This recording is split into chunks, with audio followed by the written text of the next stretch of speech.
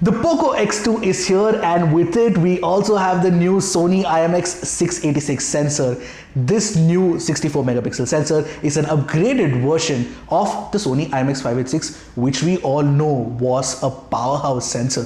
Now I'm really excited to test out the Sony IMX 686 against the Samsung GW1, which is yet another 64 megapixel sensor. Now if you've been following Poco on Twitter, you will know that the brand has been tweeting incessantly about how their cameras on the Poco X2 are better than the one on the Realme X2. So you know what, we decided to test that out for you. Is the quad camera setup on the Poco X2 better than the one on the Realme X2?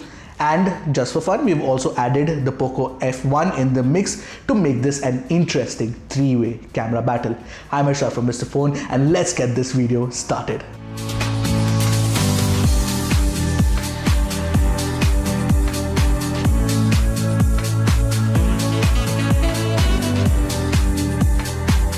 But before we move on, don't forget to hit that red subscribe button and the bell icon right next to it to get notified whenever Mr. Phone puts out an awesome new tech video. Also, we are now on Telegram and TikTok. Don't forget to check the links in the description below. Before I move on with the samples, let me show you the camera specs comparison first. You can pause here to see the camera setups you get on these three phones. Please note that I've updated all the phones to the latest software to ensure the best possible camera experience. This first shot is a wide angle shot in daylight where one thing is really apparent. The Poco X2's algorithm tends to boost the highlights to make brighter images. This was a consistent problem while shooting. A slight correction in post can fix the issue easily. Take a look at the picture now. The Realme X2's issue is that it boosts colors even without chroma boost on. I find it rather annoying. Reds, greens and blues are all heightened to make the whole image look more attractive. The Poco F1 has the most accurate exposure and looks very good. But when it comes to details across the image from the center to the corner, the Poco X2's picture is the sharpest. The difference is immediately visible. Both the X2s can also shoot high resolution 64 megapixel shot. Both are equally crisp if you ask me, but in certain areas the Realme is crisper and in other areas Poco is crisper. I can't really pick a winner out here. Overall though, in regular daylight situations, if you can control the highlights in post, I would suggest that the Poco X2 is the best camera for you. The Realme X2 and the Poco X2 can also shoot ultra-wide angle images at 8 megapixel resolution. One look at our samples will have you convinced that the Poco X2 is just way better than the Realme X2. You get crisp details on the Poco X2, whereas the images shot using the Realme X2's wide angle camera are generally softer. Plus the colors and the dynamic range are better on the Poco X2 as well. Now I have a couple of close-up for you guys. First, let's take a look at these red shoes. As you can clearly tell, the Realme X2 and the Poco F1 have got the color wrong. It is slightly pink. The Poco X2 is the only one that gets the red color right, despite being slightly oversaturated. Also, when you crop in, you can clearly see that the Poco X2 offers far more details. In fact, between the Realme X2 and the Poco F1, I prefer the image captured by the F1. In the second sample, you can clearly see that the Realme X2's tendency to boost colors works against it. The gradients and the dynamics are completely missing when you look at the closer crop. Plus, the details are far better resolved on the Poco X2. One thing's for sure, the Poco X2 is benefiting a lot from the 16 megapixel pixel bin shots. Do I even have to say anything for our macro samples?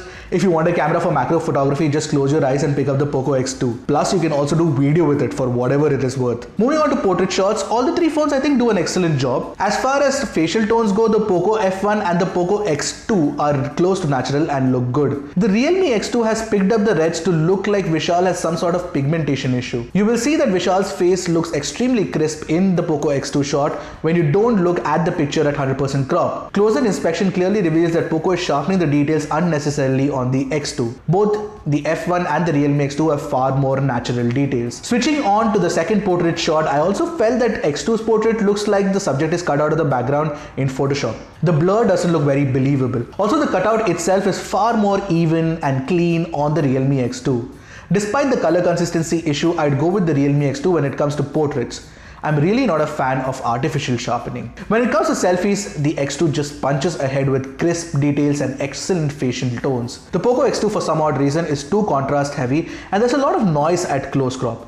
Looks like Poco forgot to switch on the noise reduction algorithm in selfies. In selfie portraits, all the three phones have great cutouts and the bokeh looks natural too. I can't really pick a winner here. You can pick an overall winner based on color reproduction and the quality of details. Therefore, I would go with the Realme X2 as my pick once again. I have to say this, I really like how the Poco F1 has held its own even after a year and a half of existing in the markets. That's probably why my eyes were closed in the selfie to acknowledge the awesomeness of the Poco brand.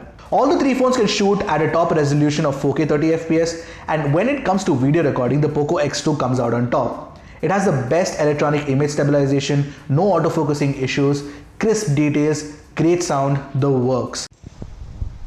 Hey guys, now we are shooting the same 4K 30fps video using the Poco F1 and the Realme X2. Do let us know in the comment section below what you thought about the image quality, the image stabilization and the sound recording. Ershad pans me right now and shows you what happens when the light falls against me and how the dynamic range changes.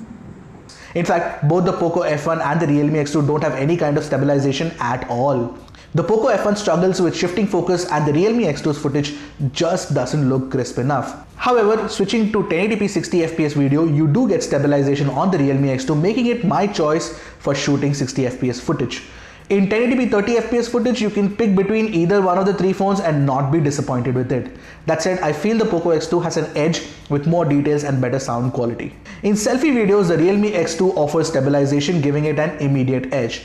That said, I felt that the sound recording is better on the Poco X2. The Poco F1 lags behind. When it comes to slow motion videos, all the three phones can shoot 960fps slow motion videos. But easily, the Poco F1 has the best fidelity, exposure and details of the three. The Realme X2 is objectively the worst with the lowest bitrate of 2.48 megabits per second compared to the other two which shoot at over 9 megabits per second. So I took the camera indoors now and the Poco X2 just decimates the competition. From excellent dynamic range to natural colors, the X2's picture looks pretty good. The Poco X2 struggles with exposure control and the Realme X2 ends up color boosting once again. In fact, if you look at the 100% crop, you will see that the room name Pascal on the rear looks legible in the Poco X2 shot, whereas it is blurred on the other two phones. Therefore, reiterating that the Poco X2 is indeed better. When it comes to selfies indoors, the Realme X2 comes up on top once again with phenomenal facial tones, crisp details and a great natural bokeh. I really don't like the Poco X2's selfie.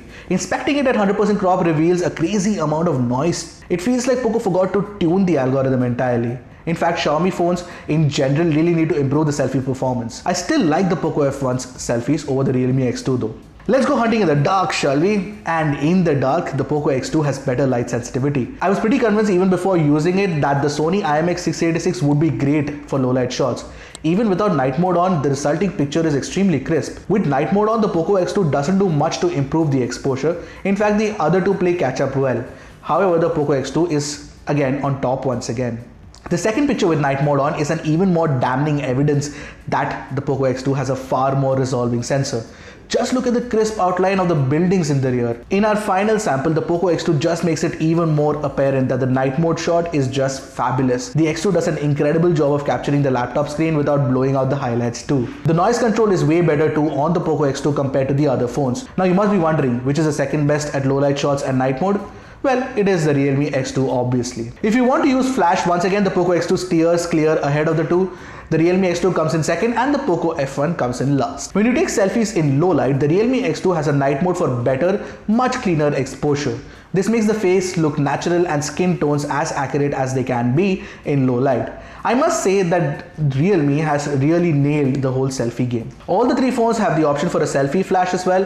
However, only Poco's algorithm offers a warm flash, and this flash works the best on the Poco F1. The Poco X2 doesn't look bad, but it doesn't light up the face evenly. The Realme X2 tends to go overboard with the flash and overexposes certain parts of the face. The uneven facial exposure looks a little odd. So from what I can tell, overall the Sony IMX 686 sensor is an incredible performer from what I can see. You get great details and excellent low light sensitivity as well. Only thing, it's not got the software algorithm love from Poco that I would have liked, primarily because the highlights get blown out in many situations. So I really want Poco to fix that soon, and trust me, once the moment that happens, the Poco X2 will easily become the best camera phone under 20,000, heck, maybe even under 25,000. And you know what? The quad camera setup on the Poco X2 is actually pretty useful. The wide angle camera setup performs admirably, and so does the macro camera, which takes excellent pictures. Now, overall in the comparison though, the Poco X2 actually does take better pictures than the Realme X2 in many scenarios, except for when the Realme X2 does better than the Poco X2 in selfies and portraits as well. However, after doing the entire comparison, what I am still more surprised about is the fact that the Poco F1 continues to be a great performer even today when it comes to camera performance. It's just got 2 cameras, but even after 1.5 years of its existence, this camera can hold in good stead. I really like the performance even without Gcam on. Imagine with Gcam it would become even better.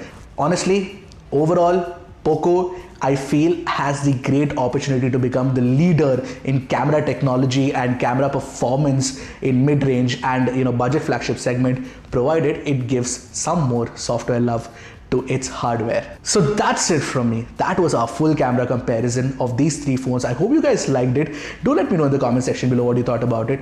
Until next time, this is Ershad from Mr. Phone signing off. Goodbye and Godspeed, my friends.